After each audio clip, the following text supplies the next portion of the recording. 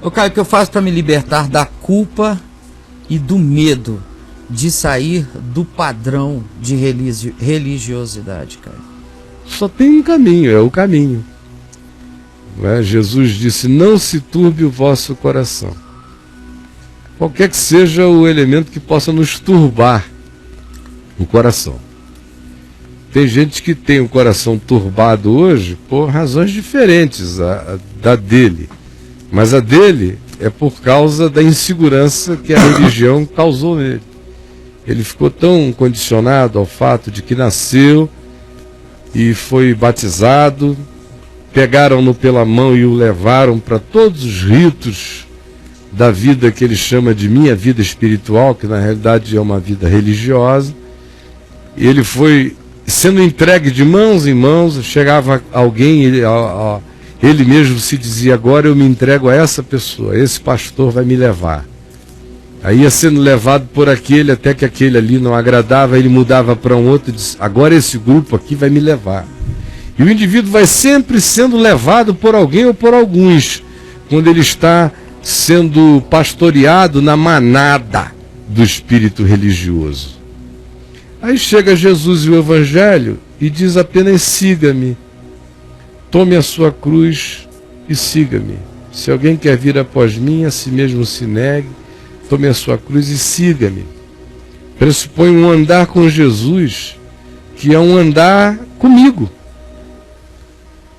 Esse meu andar com Jesus, antes de tudo, tem que ser um andar comigo mesmo em Cristo.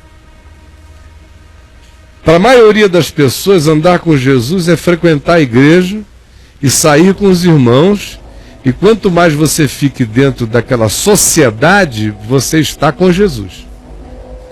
Se você não estiver tão frequente naquela sociedade, nem saindo com aquelas pessoas, nem ouvindo as histórias delas apenas, nem frequentando a agenda proposta por aquele grupo, você está desviado, está afastado de Deus. Aí entram todas as inseguranças, por causa do nível da basicalidade dessas compreensões tão pequenas, tão minimalistas, tão primitivas. Aí o cara vai andando assim, encontra de repente a certeza de que o chamado do Evangelho é para que ele ande com Jesus. Aí ele diz, mas como é que a gente anda com Jesus sem mais 400 com a gente? Como é que a gente anda com Jesus sem um monte de gente num palco mais acima dizendo como é que a gente tem que ser, agir, vestir, se comportar, sair, quando, com quem, como? Então, como o Evangelho para ele era esse conjunto de regras e Jesus para ele era representado por esses mediadores, de repente o convite do Evangelho para andar com Jesus para ele parece ser uma coisa que não pega em nada, que não tange nada. Ele se sente assim como quem foi largado meio só. E aí que começa a jornada pessoal, que eu só vou poder fazê-la na solitude. Por mais que eu ande com irmãos, que eu me anime na fé por essa troca, que eu tenha amigos que são fundamentais no estímulo humano da minha caminhada, que todos nós precisemos da mutualidade dos encontros fraternos e humanos, sim, mas eles habitam o fundamento de importâncias da nossa vida, não estão na essência. A essência é absolutamente pessoal, particular, individual. Eu tenho que decidir profundamente em mim ser e andar com Jesus. Então não se turbe o vosso coração. Credes em Deus? Crede também em mim. Na casa de meu pai há muitas moradas. Se assim não for, eu vou-lo teria dito, mas vou preparar-vos lugar. E quando eu for e vos preparar lugar, eu voltarei e vos receberei para mim mesmo. Aí pergunta, Senhor, nós não sabemos para onde vai, como saber o caminho? Ele diz, eu sou o caminho, e a verdade, e a vida. Ninguém vem ao Pai senão por mim. A grande situação de desgraça é que o Evangelho deixou de ser um caminho, deixou de ser caminho espiritual, e passou a ser uma estrutura, uma instituição, uma concreção histórica, um movimento, um grupo de pessoas. Aí isso se chama de Evangelho. As pessoas dizem, você vê como o Evangelho está crescendo? O Evangelho está crescendo quando alguém que era impaciente, aprende paciência. O Evangelho está crescendo quando o indivíduo que era sem controle próprio desenvolve domínio próprio. O Evangelho cresceu. Quando um indivíduo que não sabia amar começa a decidir decisões de amor na vida, aí o Evangelho está crescendo. Quando aquele indivíduo que estava atolado em depressões das quais não sabia sair, de repente vai se regozijando na esperança da glória de Deus e a alegria do Espírito Santo vai se expandindo nele. O Evangelho está crescendo. O Evangelho cresce para dentro. O Evangelho não cresce quando um grupo de 10 pessoas viraram 1.200 por causa de uma campanha de marketing, de divulgação de um evento cristão que atraiu muita gente, que gostou do movimento, ficou por ali. Mas não significa que evangelho nenhum entrou neles. Enquanto o paradigma é esse, o cara, quando larga a assessoria, quando deixa o monitoramento e muitas vezes o marionetamento e o controle exercido sobre ele, e ele tem a oportunidade de dizer, eu vou andar pelo Evangelho, ao invés disso dar uma grande alegria nele, gera uma total insegurança, porque ele não sabe, ele não faz nem ideia de como é que é andar, não com isso embaixo do braço, ou com isso sendo pregado de fora para dentro para mim, mas com isso aqui deixando de ser isso, deixando de ser letra, deixando de ser página, se transforma em espírito e em vida. Quando eu como a palavra, como se mandou Ezequiel comer, come Ezequiel, come o rolo. Aí ele disse que quando bateu na boca era docinho, foi entrando nele, foi ficando como um fel.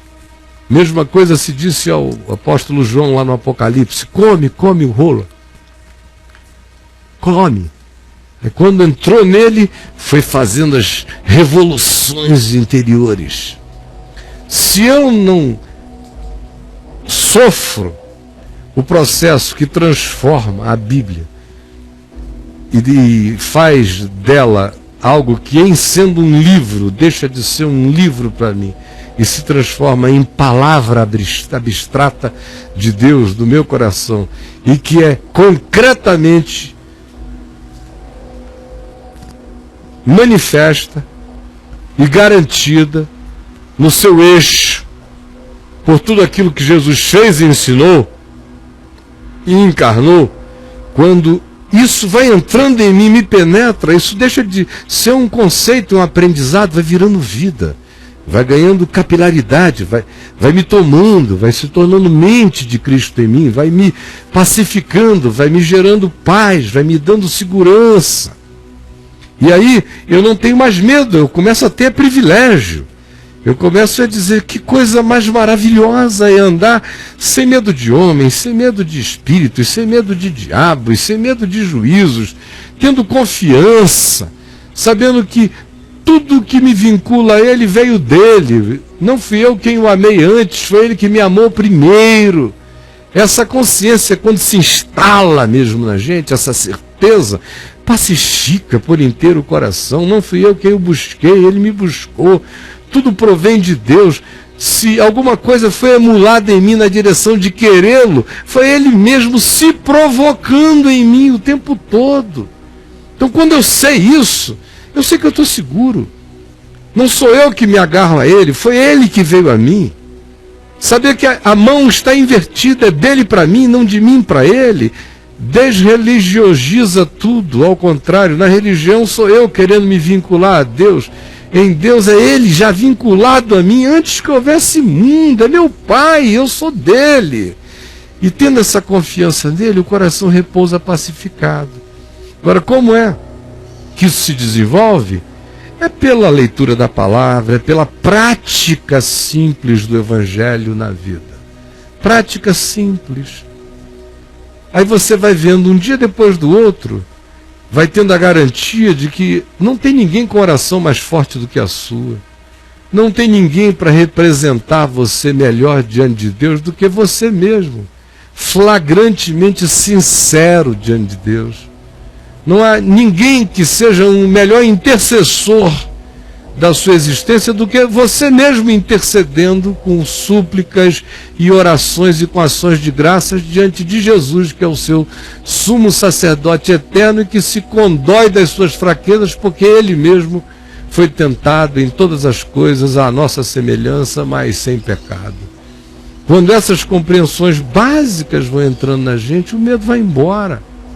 Isso não nos deixa num estado de independência, gera interdependência.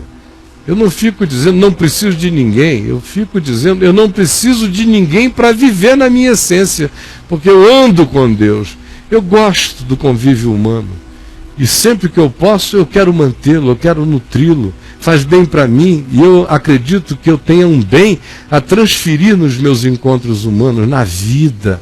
Por isso eu sou sal da terra, luz do mundo, para não me alienar dos processos de relacionamento na vida.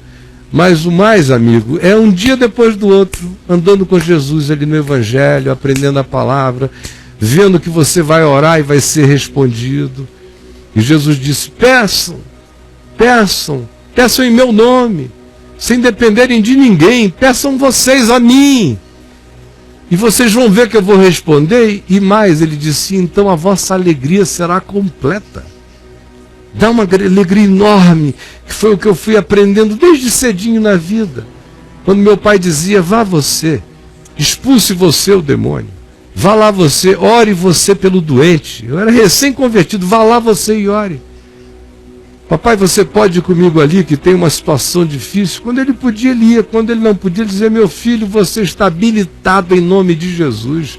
Ore e você vai ver como ele vai responder e a sua alegria vai ser grande.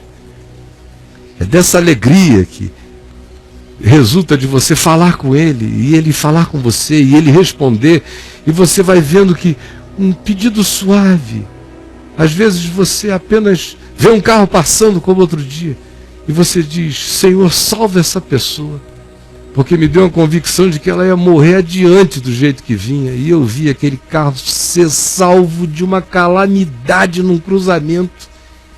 E eu disse, não tem nenhuma jactância aqui, mas eu não sabia que isso ia acontecer, eu só senti, fiz essa oração 10 segundos antes, e olha ali, me alegrei, porque eu vi que o Senhor, atendendo a vozinha de um desconhecido que se solidarizou por um passante suicida, protegeu ali adiante. E a sua alegria vai crescendo, nas pequenas e nas grandes coisas. Assim é andar com Deus, isso vai gerando segurança em nós. Nunca presunção, nunca soberba e nunca arrogância. Entendeu, companheiro?